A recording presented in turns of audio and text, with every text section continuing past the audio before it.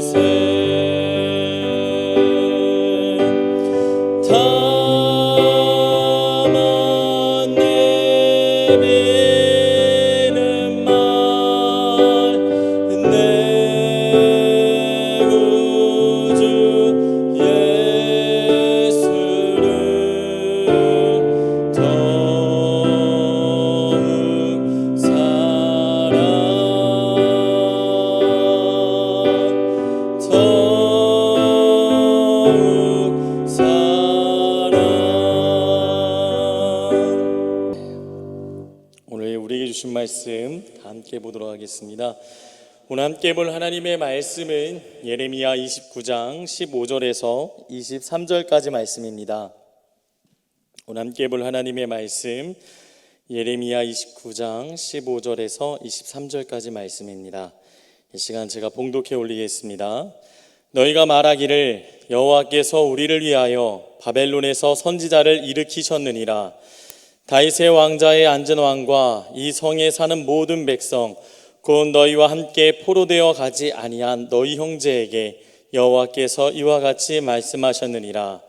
만군의 여호와께서 이와 같이 말씀하시되 보라, 내가 칼과 기근과 전염병을 그들에게 보내어 그들에게 상하여 먹을 수 없는 몹쓸 무화과 같게 하겠고, 내가 칼과 기근과 전염병으로 그들을 뒤따르게 하며 그들을 세계 여러 나라 가운데 흩어 학대를 당하게 할 것이며, 내가 그들을 쫓아낸 나라들 가운데에서 저주와 경악과 조소와 수모의 대상이 되게 하리라. 여호와의 말씀이니라. 너희들이 내 말을 듣지 않았기 때문이니라. 내가 내 종 선지자들을 너희에게 꾸준히 보냈으나 너희는 그들의 말을 듣지 않았느니라. 여호와의 말씀이니라. 그런즉 내가 예루살렘에서 바벨론으로 보낸 너희 모든 포로여, 여호와의 말씀을 들을지니라. 만군의 여호와 이스라엘의 하나님께서 골라야의 아들 아합과 마아세야의 아들 시드기야에 대하여 이와 같이 말씀하시니라. 그들은 내 이름으로 너희에게 거짓을 예언한 자라. 보라, 내가 그들을 바벨론의 왕 느부갓네살의 손에 넘기리니 그가 너희 눈앞에서 그들을 죽일 것이라. 바벨론에 있는 유다의 모든 포로가 그들을 저주거리로 삼아서 이르기를 여호와께서 너를 바벨론 왕이 불살라 죽인 시드기야와 아합 같게 하시기를 원하노라 하리니, 이는 그들이 이스라엘 중에서 어리석게 행하여 그 이웃의 아내와 간음하며 내가 그들에게 명령하지 아니한 거짓을 내 이름으로 말함이라. 나는 알고 있는 자로서 증인이니라. 여호와의 말씀이니라 하시니라. 아멘.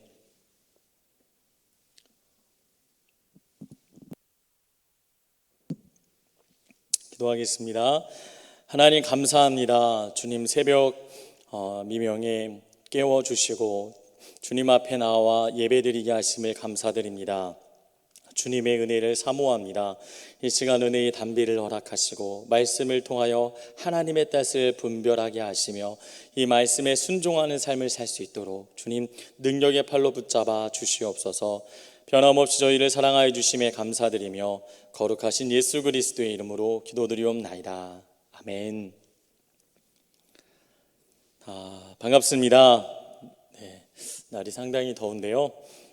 오늘은 하나님의 말씀을 들으라 라는 제목으로 여러분들에게 말씀을 전하고자 합니다. 먼저 오늘 본문 말씀의 배경을 한번 살펴보고요. 그리고 본문을 한 절씩 살펴보면서 이 말씀이 말하고자 하는 바가 무엇인지를 알아보고, 그리고 이 시간 저와 여러분에게 주시는 말씀이 무엇인지를 한번 살펴보고자 합니다. 먼저 앞서 29장 5절에서 14절 말씀을 보면, 본문 말씀 이전 말씀을 보면 어떤 의미가 담겨 있냐. 예레미야가 바벨론의 포로로 잡혀간 유대인들에게 보낸 서신의 전반부로서 세 가지의 주요 내용을 담고 있습니다. 어떠한 세 가지의 내용일까요? 첫 번째는 바벨론 정착을 권면하고 있습니다.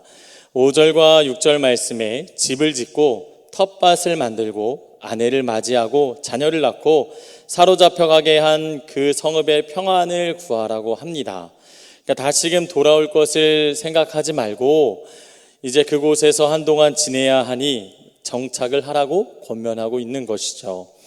두 번째는 거짓 선지자들을 경계하라고 말하고 있습니다. 8절 말씀에 거짓 선지자들과 점쟁이에게 미혹되거나 꿈꾸는 자들을 믿지 말라고 말합니다. 왜냐하면 그들은 하나님께서 보내지 않았음에도 불구하고 하나님의 이름으로 자꾸 거짓을 예언하기 때문입니다. 그래서 이들을 경계하라고 말씀하고 있습니다.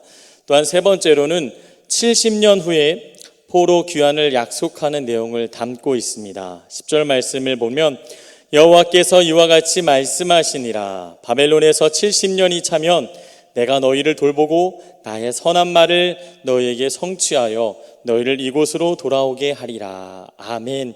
그 약속을 담고 있다라는 것이죠. 그러니까 하나님은 그들을 버린 것이 아니라 그들을 여전히 사랑하고 하나님께 온전히 돌아오게 하기 위한 징계를 베풀었음을 이야기하고 있습니다. 바벨론 포로 생활이 끝이 아니라 다시금 주님께 돌아올 수 있는 회복의 기간이라는 것을 말해주고 있습니다. 그리고 나서 바로 오늘 본문 말씀으로 이어지는데요. 본문 말씀은 예레미야 서신의 후반부로서 사람들을 미혹하던 거짓 선지자들에 대하여 집중적으로 경계하라는 내용을 담고 있습니다. 한 절씩 한번 보겠습니다. 15절 말씀, 너희가 말하기를 여호와께서 우리를 위하여 바벨론에서 선지자를 일으키셨느니라. 그러니까 사실상 하나님께로부터 보냄을 받지 않았으나 하나님의 이름을 빙자하여 바벨론이 속히 망하고 유다 백성이 빠른 시일 내에 귀환할 것이라고 예언하던 거짓 선지자들을 의미하고 있다는 것이죠. 그러니까 바벨론에서 하나님은 선지자를 일으키지 않았습니다. 그리고 그들이 하는 말이 모두 거짓이다라고 이야기하고 있습니다. 그리고 16절 말씀에 다윗의 왕자에 앉은 왕과 이 성에 사는 모든 백성 곧 너희와 함께 포로되어 가지 아니한 너희 형제에게 여호와께서 이와 같이 말씀하셨느니라. 그러니까 그 당시에 시드기야 왕과 그 성에 사는 모든 백성 곧 포로로 되어가지 않고 그곳에 남아있는 자들에 대한 예언으로 이어지고 있다는 것이죠. 그런데 재미있게도 시드기야 왕을 무엇이라고 표현하냐면 다윗의 왕자에 앉은 왕이라고 표현을 합니다. 이건 매우 역설적인 건데요. 우리가 알다시피 다윗 왕은 유다 역사상 모든 왕들의 모델이 되는 왕이었습니다. 정직히 행하고 하나님께 순종하며 그 뜻을 성취하는 인물이었죠. 그러나 반면에 시드기야는 결코 그러지 못했습니다. 그런데 왜 시드기야를 이렇게 표현했냐? 그를 일종의 조롱하기 위해 사용되었다라는 것입니다. 하나님 앞에 정직히 행하지도 않고 하나님 말씀에 순종하지도 않고 그 뜻을 성취하지 않는 왕을 이렇게 이야기하고 있다라는 것이죠.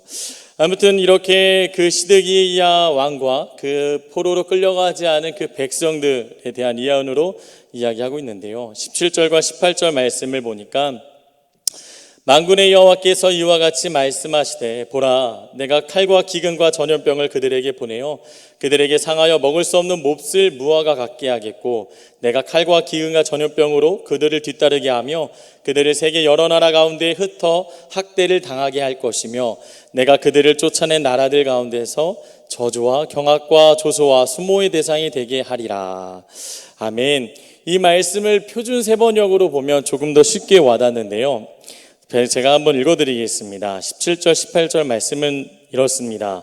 나 만군의 주가 말한다. 내가 그들에게 전쟁과 기근과 연병을 보내어 그들을 아무것도 먹을 수 없는 썩은 무화과처럼 만들겠다.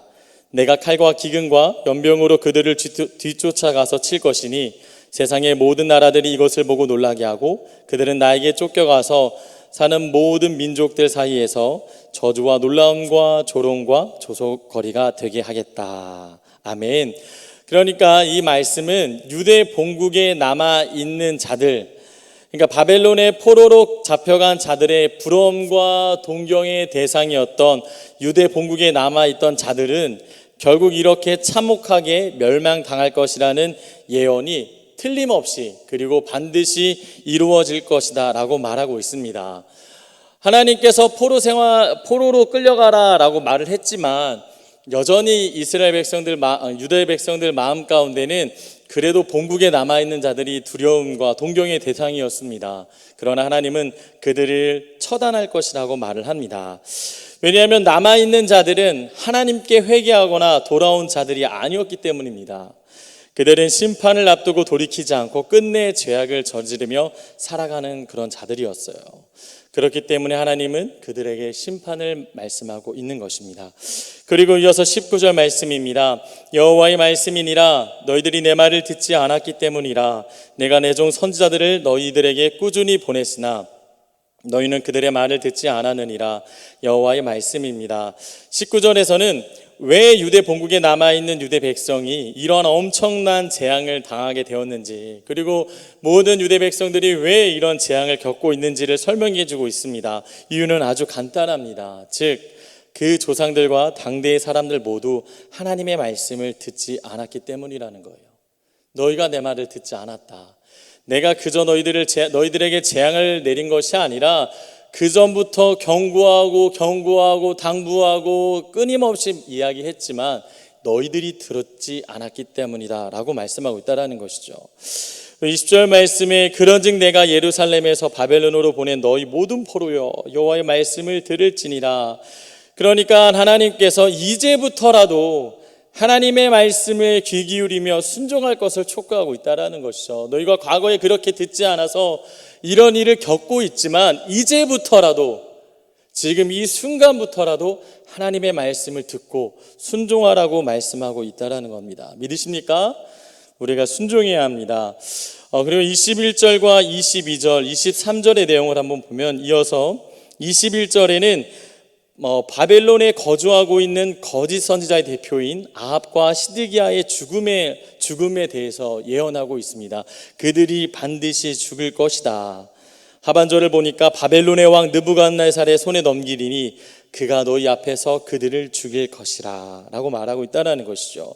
그리고 22절을 보니까 거짓 선지자들이 처형될 뿐만 아니라 그들의 예언을 들었던 유다 백성들에게 저주받은 대표적인 인물로 사람들의 입에 오르내리는 수치를 당하게 될 것이라고 말하는 것입니다. 그러니까 그들의 이야기를 듣고 설레고 소망을 품었던 자들이 그들을 저주하게 된다는 거예요. 처형당할 뿐만 아니라 이렇게 저주거리로서 이름이 오르락 내리락 하게 된다는 것이죠. 그리고 23절 말씀을 보니 이들이 하나님께 저주를 받고 저주거리가 될 수밖에 없는 이유를 설명합니다. 왜냐하면 그들은 거짓 예언을 하여 하나님의 명예를 더럽혔고 사람들을 혼란에 빠뜨렸습니다. 그리고 그뿐만이 아니라 이웃의 아내들과 간음과 같은 윤리적 범죄를 저질러서 거룩한 백성의 명예를 더럽혔다고 이야기하고 있습니다. 그러니까 전지전능한 하나님께서 이 사실을 이미 알고 계셨고 그들이 심판받을 것을 말씀하고 있다는 것이죠. 그러니까 거짓 선지자들이 거짓 예언만 했기 때문이 아니라 그들의 삶 전반 가운데 이런 음란과 음행이 있었기 때문에 모든 것을 아시는 하나님께서 그들을 반드시 처단할 것이다 라고 이야기하는 것입니다. 이렇게 15절부터 23절까지의 말씀의 내용이 이렇게 일단락이 되는데요. 그럼 오늘 우리에게 주어진 이 말씀 한 절씩 살펴봤던 이 말씀을 통해서 오늘을 살아가는 저와 여러분들에게 주는 말씀이 무엇일까요? 우리에게 주는 교훈이 무엇인지 세 가지로 살펴보고자 합니다. 첫 번째는 하나님의 백성은 하나님의 말씀에 귀를 기울여야 한다는 것입니다. 믿으십니까? 아멘. 19절 말씀, 여호와의 말씀이니라. 너희들이 내 말을 듣지 않았기 때문이라. 내가 내 종 선지자들을 너희에게 꾸준히 보냈으나 너희는 그들의 말을 듣지 않았느니라. 여호와의 말씀이니라. 하나님께서는 유대 백성들이 이러한 재앙을 경험하는 이유로서 단 한 가지, 하나님의 말씀을 전혀 듣지 않았기 때문이라고 말씀하십니다. 과거의 선지자들을 통한 말씀뿐만 아니라 예레미야를 통해서 전해지는 하나님의 말씀에 전혀 귀를 기울이지 않았다라는 거예요. 이는 그들이 다시 말해 하나님의 말씀에 아예 무관심했다라는 것입니다. 이것이 이들에게 가장 큰 문제였다라는 거예요. 하나님 말씀에 관심이 없으니 듣지 않았을 뿐만 아니라 듣지 않게 되니 하나님이 원하시는 바를 알 수도 없고 행할 수도 없었다라는 겁니다. 그렇게 무지하게 행동했다라는 거예요. 유대 백성들의 이러한 모습 속에서 우리는 하나님의 말씀에 날마다 경청할 것을 결단해야 한다는 것이죠. 유대 백성들이 하나님의 말씀을 듣지 않았기 때문에 이런 일을 경험했으니 오늘을 살아가는 저와 여러분들은 날마다 우리에게 말씀해 주시는 하나님의 말씀, 이 성경을 가까이 하며 이렇게 읽고 듣고 해야 한다는 것입니다. 수요 예배, 금요 예배, 주일 예배, 그리고 지금과 같은 새벽 예배뿐만 아니라 개인의 묵상과 성경 통독을 통해서 매일같이 하나님의 말씀을 사모하시기를 바랍니다. 무관심이 아니라 관심을 가지고 하나님 말씀에 귀를 기울이셔야 한다는 것입니다. 만약 여러분들이 그렇게 하지 않는다면 유대 백성과 마찬가지로 하나님의 말씀에 대해서 어느덧 무관심이 자연스러워지고 딱딱하게 굳어지고 그 말씀을 들을 귀가 닫혀버릴지도 모릅니다. 그래서 어느덧 말씀에 들어도 기쁨이 없고 은혜가 없고 감사가 없고 즐거움이 없어질지도 모른다라는 것이죠. 사랑하는 성도 여러분, 하나님의 백성, 하나님의 자녀는 하나님의 말씀을 매일같이 들어야 합니다. 특별한 날에만 듣는 것이 아니라 매일같이 우리에게 주어졌으니 매일같이 그 말씀을 사모하시기를 주님의 이름으로 축복합니다. 급변하는 세상 속에서 영원히 변하지 않는 하나님 말씀에 귀를 기울이시며 하나님이 기뻐하시는 일들을 행하는 여러분 되기를 축복합니다. 다음으로 본문 말씀 속에서 우리에게 주는 교훈이 무엇일까요? 두 번째로는 하나님의 백성은 하나님의 말씀에 귀를 기울이고 순종해야 한다는 것입니다. 20절 말씀, 그런즉 내가 예루살렘에서 바벨론으로 보낸 너희 모든 포로여 여호와의 말씀을 들을지니라. 오늘 본문 말씀의 핵심은 단 한 가지예요. 여호와의 말씀을 들으라는 겁니다. 믿으십니까? 하나님의 말씀을 들으라는 거예요. 그런데 여기서 들으라, 이 듣다라는 히브리 원어를 살펴보면 이 히브리 원어는 사마으라는 말로, 이는 단순히 말을 듣는 것을 의미하는 표현이 아니라 그 들은 바에 전적으로 동의하며 이에 순종한다는 의미까지 내포되어 있는 것입니다. 다시 말해 여호와의 말씀을 들을지니라 라는 말은 너희가 듣고 이제는 순종하라 라는 것입니다. 하나님께서 우리에게 요구하시는 바가 그런 거예요. 무관심하지 않고 하나님의 말씀을 듣는 거 잘하는 일입니다. 그런데 아무리 하나님의 말씀을 들어도 전혀 순종하지 않는다면 그게 무슨 의미가 있습니까? 하나님은 순종까지 이어지기를 원하는 거예요. 사랑하는 성도 여러분, 하나님의 말씀에 순종할 준비가 되어 있습니까? 우리는 흔히 말씀을 들을 때마다 아멘이라는 화답을 자주 합니다. 말씀 끝에 늘 아멘 아멘 하죠. 이 아멘의 의미는 내가 그 말에 동의합니다, 나도 그렇게 되기를 원합니다 하는 믿음의 고백입니다.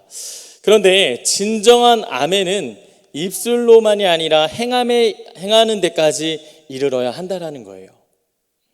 예를 들면 하나님의 말씀에 회개하라고 말씀하고 있습니다. 그래서 회개하십시오 라고 말을 했는데 아멘 했습니다.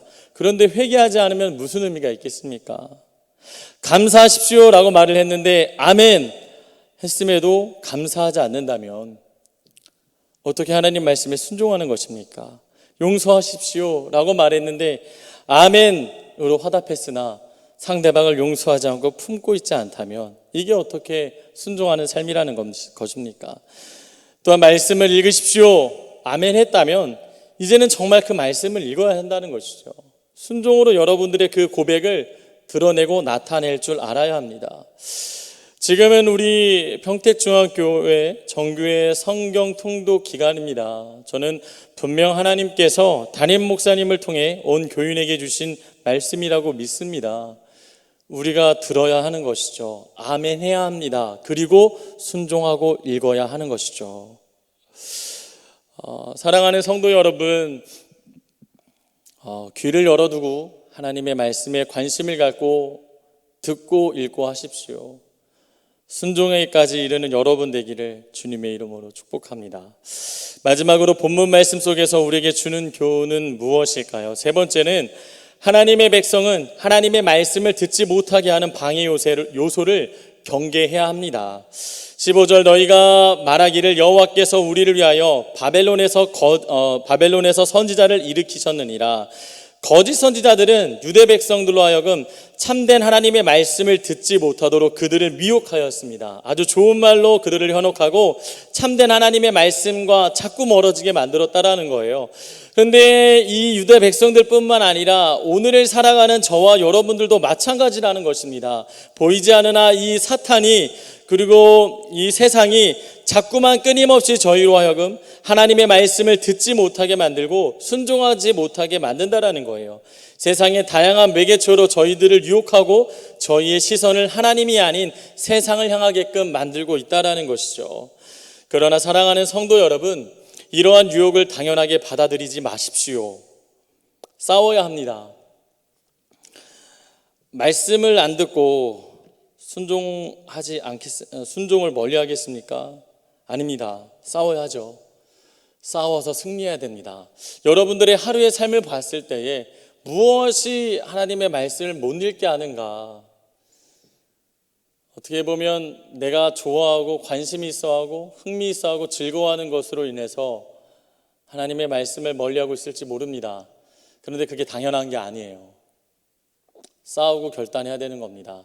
하나님의 말씀을 읽는 것에 대해 방해의 요소를 가지고 있다면 아무리 재미있는 것, 아무리 좋은 것, 아무리 즐거운 것, 아무리 유익한 것이라고 생각하는 것들은 내려놔야 되는 거예요.